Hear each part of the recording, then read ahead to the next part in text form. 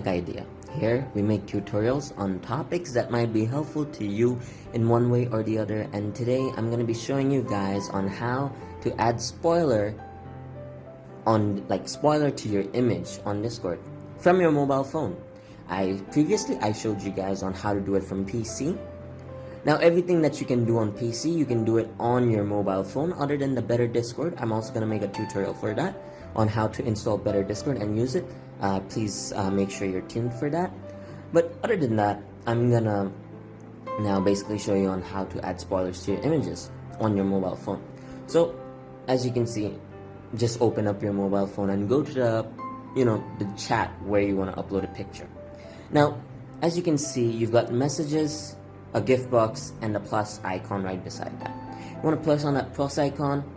After you press on the plus icon, just select the picture that you want, and press on your text again, like just somewhere other than that. As you can see, I can now add a message to it. We don't want to add a message. Now you just want to press on the picture. I'm going to show you guys again. Just press on the picture, and over here you can see mark as spoiler. Now once you do that, you're just going to press on send. As you can see, a spoiler tag comes up and it's been added as a spoiler.